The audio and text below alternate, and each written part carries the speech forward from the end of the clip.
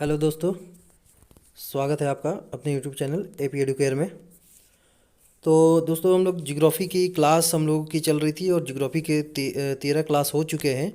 आज जियोग्राफी का 14वां क्लास है। और 13वां क्लास, जो पिछला क्लास हम लोग का जियोग्राफी का हुआ था कि भारत के उद्योग जो है, तो उसके 2 वीडियो में हम लोगों ने उस पूरे चैप्टर को देखा था और आप लोगों को काफ़ी पसंद आया था।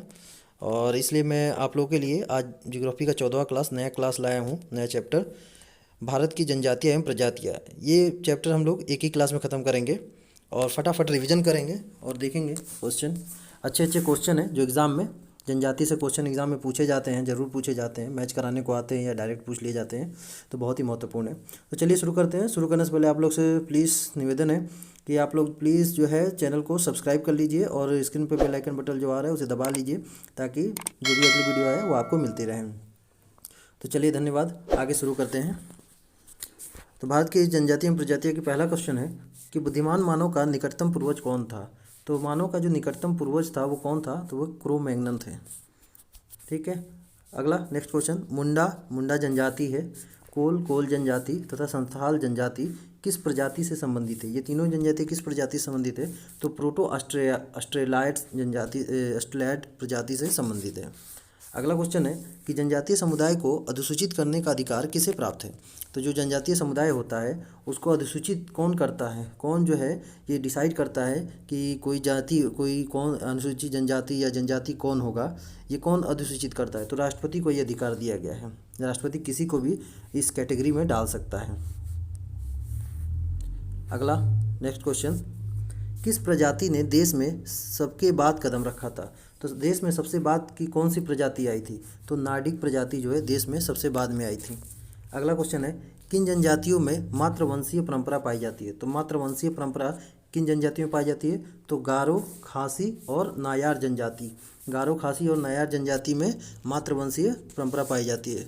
जैसे कि हम लोग पहले कुछ मातृवंशीय परंपरा होती है, पृथ्वी वंश परंपरा होती है, तो मातृवंशीय परंपरा जो है ये गारो, खासी, नायर जनजातियों में पाई जाती है। अगला और नेक्स्ट क्वेश्चन देखते हैं, बहुत अच्छी क्वेश्चन है। देखते रहिएगा, वीडियो को पूरा देखिएगा, अंत तक देखिएगा, ताकि आप लोग एक भी क्वेश्चन मिस ना हो। और अगर ये इसमें क्वेश्चन मिस कीजिएगा तो एग्ज़ाम में आपको जो क्वेश्चन आएंगे तो हो सकता है आपसे छूट जाए। तो इसीलिए फटाफट, ज़्यादा लंबी वीडियो नहीं है, 10 मिनट की वीडियो होगी, 10-12 मिनट की, इस कंप्लीट हो जाएगा। तो प्लीज़ देखिएगा वीडियो को पूरा और चैनल को सब्सक्राइब कर लीजिएगा। चलिए देखते हैं अगला, संविधान के किस अनुच्छेद के तहत अनुसूचित क्षेत्रों तथा अनुसूचित जनजाति पर नियंत्रण तथा उसके प्रशासन पर संरक्षण प्रदान करने की बात कही गई है। ये पूछ रहा है कि संविधान में कौन से अनुच्छेद में जो है अनुसूचित जाति जनजाति की जो है उसका प्रशासन और नियंत्रण की बात की गई है। तो अनुच्छेद 244 के 1 में, अनुच्छेद 244 के 1 में कही गई है। अगला, मिथुन नहीं होगा, मिथुन त्यौहार जो है ये किस जनजाति का है। तो मिथुन त्यौहार कौन जनजाति मनाती है, तो नागा जनजाति मनाती है। भोटिया, तो भोटिया जनजाति कहाँ पाई जाती है, उत्तराखंड में। याद रखिएगा, 2 अलग अलग जनजाति है, भोटिया अलग होता है और भूटिया अलग होता है। भूटिया, अगर भूटिया कहा जाए तो ये अलग जनजाति हो जाएगी, ठीक है ना, तो कन्फ्यूज मत होइएगा, भोटिया और भूटिया। तो भोटिया जनजाति कहाँ पाई जाती है, तो उत्तराखंड में पाई जाती है। नेक्स्ट अगला क्वेश्चन है कि प्रथम जनजाति आयोग का अध्यक्ष किसे बनाया गया था। तो जनजाति आयोग का प्रथम अध्यक्ष कौन बने थे, यूएस ढेबर को। अगला क्वेश्चन है, उत्तराखंड की सबसे बड़ी अनुसूचित जाति कौन सी है। तो सबसे बड़ी अनुसूचित जाति उत्तराखंड की कौन सी है, जौनसारी है। अगला है, आदिवासियों के मसीहा। तो आदिवासियों के मसीहा के उपनाम से किसको जाना जाता है, तो ठक्कर बापा को इसके नाम से जाना जाता है, आदिवासियों के मसीहा के नाम से। अगला है, जनजातीय महाद्वीप किसे कहा जाता है। तो जनजातीय महाद्वीप किसे कहा जाता है, तो अफ्रीका महाद्वीप को जनजातीय महाद्वीप पाया जाता है, क्योंकि यहाँ पे विभिन्न प्रकार की बहुत सी जनजातियाँ पाई जाती है। अगला क्वेश्चन है, थारू लोगों का निवास कहाँ है था। तो थारू लोग कहाँ निवास करते हैं, तो उत्तर प्रदेश के निवास हैं। अगला, किस हिंदू त्यौहार को थारू लोग शोक पर्व के रूप में मनाते हैं। बहुत इंपॉर्टेंट क्वेश्चन, अक्सर एग्जाम में पूछा जाता है। तो ये दीपावली को जो है थारू लोग शोक पर्व के रूप में मनाते हैं। अगला क्वेश्चन है, गद्दी जो है एक जनजाति है, ये कहाँ की जनजाति है, तो ये धौलाधर श्रेणी में पाई जाती है जनजाति, और कहाँ पे, हिमाचल प्रदेश में। अगला है नेक्स्ट क्वेश्चन, संथाल कहाँ की जनजाति है। तो संथाल जो है पूर्वी भारत की जनजाति है। याद रखिएगा, गद्दी आवश्यक नहीं कि केवल हिमाचल प्रदेश में ही पाई जाती हो, गद्दी और भी कुछ राज्यों में पाई जाती है, लेकिन यहाँ पे मुख्य रूप से अगर पूछे गद्दी तो धौलाधर श्रेणी में हिमाचल प्रदेश में। जो मैचिंग कराने को दे एग्जाम में उसी हिसाब से, इसलिए याद रखिएगा। संथाल कहाँ की जनजाति है? पूर्वी भारत की। भील कहाँ की जनजाति है? तो ये गुजरात, मध्य प्रदेश में नहीं, मध्य प्रदेश में बहुत कम होते हैं इसकी भील की, मेन गुजरात और राजस्थान होगा। भील जो है कहाँ मुख्य रूप से कहाँ पाई जाती है? गुजरात और राजस्थान। ठीक है, गुजरात और राजस्थान। अगला क्वेश्चन है, खासी जनजाति कहाँ पाई जाती है? मेघालय में खासी जनजाति पाई जाती है। तो याद रखिएगा, खासी के अलावा और मेघालय में ही पाई जाती है। गारो, खासी और जयंतिया, ये तीनों जनजाति कहाँ पाई जाती है? मेघालय में ही पाई जाती है। डफर जनजाति जो है, या डाफर जनजाति कहाँ पाई जाती है? केरल में पाई जाती है। डफर या डाफर जनजाति केरल में पाई जाती है। जो भी रहे, कौन सी जनजाति ऋतु प्रवास के लिए किया करते हैं? तो ऋतु प्रवास के लिए कौन सी जनजाति जाती है? यानी ऋतु के परिवर्तन होने पे जनजातियां भी प्रवास कर लेती है, अपना स्थान बदल लेती है। ये कौन सी जनजाति है? तो भूटिया जनजाति। हमने कहा था ना कि भूटिया जनजाति और भोटिया जनजाति में अंतर है, तो भूटिया जनजाति ऋतु प्रवास जनजाति है। अगला है, बोडो जनजाति कहाँ निवास करती है? तो बोडो जनजाति गारो पहाड़ियों में निवास करती है। नेक्स्ट, टोडा जनजाति कहाँ पाई जाती है? तो टोडा जनजाति नीलगिरी पहाड़ियों पर पाई जाती है। ठीक है, नीलगिरी पहाड़ियों पर, यहाँ तमिलनाडु में है नीलगिरी पहाड़ियाँ। ठीक है ना, याद रखिएगा, या ऑप्शन में तमिलनाडु भी दे सकता है। भोटिया जनजाति, तो भोटिया जनजाति कहाँ पाई जाती है? तो उत्तरांचल में, उत्तराखंड में। उत्तरांचल पहला उत्तराखंड कहा जाता था इसको, अब उत्तराखंड कहा जाता है, उत्तरांचल को ही, सॉरी। ठीक है, तो भोटिया जो है उत्तरांचल का है या उत्तराखंड? तो भोटिया जनजाति जो है ये कहाँ पाई जाती है? तो ये उत्तराखंड में पाई जाती है, उत्तरांचल में। उत्तरांचल जो है उत्तराखंड का ही नाम है, अब उत्तराखंड है। नेक्स्ट, टोडा जनजाति किस राज्य में पाई जाती है? तो टोडा जनजाति तमिलनाडु में, नीलगिरी पहाड़ियों में या तमिलनाडु में, ठीक, पाई जाती है। अगला, चेंचू जनजाति, तो चेंचू जनजाति जो है ये कहाँ निवास करती है? तो आंध्र प्रदेश में निवास करती है। मिलान करने को ऑप्शन में दे देगा इससे। अगला, अंगामी जनजाति, तो अंगामी जनजाति ये कहाँ पाई जाती है? इसका क्षेत्र क्या है? नागालैंड में पाई जाती है। अगला क्वेश्चन है कि आपतामी जनजाति, तो आपतामी जनजाति कहाँ पाई जाती है? तो ये अरुणाचल प्रदेश में पाई जाती है। अगला है, गोंड जनजाति कहाँ पाई जाती है? तो गोंड जनजाति मध्य प्रदेश में पाई जाती है। नेक्स्ट क्वेश्चन, भील जनजाति कहाँ पाई जाती है? तो राजस्थान और गुजरात में, पहले ही बताया था। डाफला जनजाति कहाँ पाई जाती है? तो अरुणाचल प्रदेश में डाफला जनजाति पाई जाती है। नेक्स्ट अगला क्वेश्चन, भारत की 3 बड़ी जनजाति कौन सी है? तो वो गोंड, भील और संथाली, तीनों भारत की बड़ी जनजाति है।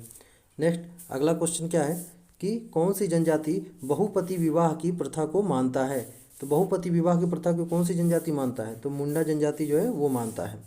नेक्स्ट अगला क्वेश्चन है, राजी जनजाति, जो राजी है ये एक जनजाति है, ये कहाँ निवास करती है? तो उत्तराखंड में निवास करती है राजी जनजाति, राजी जनजाति।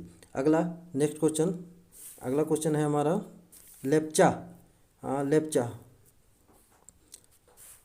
अगला है लेप्चा जनजाति जो है ये कहाँ पाई जाती है? तो लेप्चा जनजाति कहाँ पाई जाती है? तो सिक्किम में पाई जाती है लेप्चा जनजाति। नेक्स्ट, सहरिया जनजाति ये कहाँ पाई जाती है? तो सहरिया जनजाति राजस्थान में पाई जाती है। अगला क्वेश्चन है, मोपाला जनजाति कहाँ पाई जाती है? तो मोपाला जनजाति केरल में पाई जाती है। नेक्स्ट अगला क्वेश्चन, मुरिया जनजाति कहाँ की है? तो मुरिया जनजाति कहाँ की होती है? ये छत्तीसगढ़ की है। तो ये देखिए जितनी जनजातियाँ हैं सबका मैंने जो है उनके कहाँ पाई जाती है, किस राज्य में या किस क्षेत्र में पाई जाती है, हमने लिख रखा है। इसीलिए जनजातियों को मुख्य रूप से याद रखिएगा, क्योंकि एग्जाम यहाँ से बहुत से क्वेश्चन आते हैं। तो आप लोग वीडियो को पूरा देखिएगा, स्किप मत कीजिएगा। आगे और भी बस खत्म ही होने वाला है, थोड़ा क्वेश्चन और है जनजातियों से, लेकिन एग्जाम में अगर आएंगे तो छूटेंगे नहीं, ये फास्ट रिविजन हो जाएगा आपके एग्जाम में। नेक्स्ट अगला क्वेश्चन क्या है देख लेते हैं, चलिए। नेक्स्ट क्वेश्चन है, किसी प्रजाति को विलुप्त माना जा सकता है जब वह अपने प्राकृतिक आवास में कितने वर्षों तक नहीं दिखाई दे? तो अपने प्राकृतिक आवास में कितने वर्षों तक जब वो नहीं दिखाई देती है, तो नहीं देखी गई होती है, तो विलुप्त माना जाता है, तो 50 वर्षों तक। अगला क्वेश्चन है, भारत में जनजातियों के निर्धारण का आधार क्या है? तो भारत में किस आधार पर जनजातियों का निर्धारण किया जाता है? तो सांस्कृतिक विशेषीकरण और उसके विभिन्न आवास के आधार पर। नेक्स्ट अगला क्वेश्चन क्या कहता है कि लोथा जो है ये कहाँ की बोलने वाली एक भाषा है? लोथा क्या है? एक भाषा, ये कहाँ बोली जाती है? नागालैंड में। अगला क्वेश्चन है मीरी, अगला क्वेश्चन क्या है? नेक्स्ट क्वेश्चन है कि मेरी या मीरी होगा, मीरी जनजाति, ठीक है ना, मीरी जनजाति कहाँ पाई जाती है? तो ये असम में पाई जाती है मीरी जनजाति। नेक्स्ट लबांडा, ये डॉ एक साथ होगा, लबांडा जो है ये जनजाति कहाँ पाई जाती है? तो ये आंध्र प्रदेश में। नेक्स्ट सोमपेन जनजाति, तो देखिए बहुत इंपॉर्टेंट है सोमपेन जनजाति, ये कहाँ निवास करती है? अक्सर एग्जाम में PCSRO में भी पूछा है, कई बार पूछा जाता है। अंडमान निकोबार द्वीप समूह में, RRB NTPC या रेलवे के एग्जाम में भी बहुत बार ये पूछे जाते हैं। सोमपेन जनजाति ये कहाँ पाई जाती है? अंडमान निकोबार। ठीक। नेक्स्ट अगला है गुज्जर जनजाति, ये कहाँ पाई जाती है? जम्मू कश्मीर में। कुकी जनजाति जो है ये कहाँ की है? मणिपुर की है। नेक्स्ट अगला गद्दी, किन्नौर, जद्दा, ये तीनों जनजातियाँ कहाँ पाई जाती है? तो हिमाचल प्रदेश में पाई जाती है। अगला क्वेश्चन है, नेक्स्ट क्वेश्चन देख लेते हैं। सेंटलीज, ओंजे, जारवा, तो याद रखिए सेंटलीज, ओंजे, जारवा ये जनजाति कहाँ पाई जाती है? अंडमान निकोबार में। ऊपर एक अंडमान निकोबार में और जनजाति हम बोले थे, कौन सा? सोमपेन, कौन सा? सोमपेन, सोमपेन जनजाति, ये भी कहाँ पे? अंडमान निकोबार में ही पाई जाती है। अगला क्वेश्चन है खासी जनजाति कौन सी खेती करती है? तो ये झूमिंग कृषि करती है। अगला क्वेश्चन क्या है? प्रतिशत की दृष्टि से जनजाति का अवरोही क्रम क्या है? तो प्रतिशत की दृष्टि से जब पूछेगा तो जनजाति जो है अवरोही क्रम क्या होगा? पहले मिजोरम होगा, फिर नागालैंड होगा, फिर मेघालय आएगा। ठीक है। अगला नेक्स्ट क्वेश्चन क्या है कि भारत में सर्वप्रथम किस जनजाति का आगमन हुआ? तो सबसे पहले भारत में कौन जनजाति आया था? निग्रिटो जनजाति आया था। हमने बोला था कि सबसे बाद में कौन सी प्रजाति आई थी? देखो भारत में सबसे अंत में किस प्रजाति का प्रवेश हुआ था? सबसे अंत में कौन प्रजाति आया था? तो नार्डिक का आया था। यह लोग आर्य भाषाएं बोलते थे। नार्डिक जो आए थे वो आर्य भाषाएं बोलते थे। अगला क्वेश्चन है कि तमिलनाडु, तेलुगु, कन्नड़ और मलयालम ये आदि भाषाएं किस परिवार से हैं? तो ये किससे हैं? द्रविड़ परिवार से भाषाएं हैं। नेक्स्ट अगला क्वेश्चन, भारतीय आर्य परिवार की भाषाएं क्या है? तो जो भारतीय आर्य है उनकी परिवार की क्या क्या भाषा है? तो देखिए द्रविड़ परिवार की भाषाएं क्या है? तमिल, तेलुगु, कन्नड़, मलयालम और भी कुछ भाषाएं हैं। लेकिन अगर वो ही पूछे कि भारतीय आर्य परिवार जो है इनकी भाषाएं क्या है, तो ये हिंदी है, उर्दू है, सिंधी है, उड़िया, बंगाली, असमिया आदि, ये सभी भाषाएं जो है भारतीय आर्य परिवार की हैं।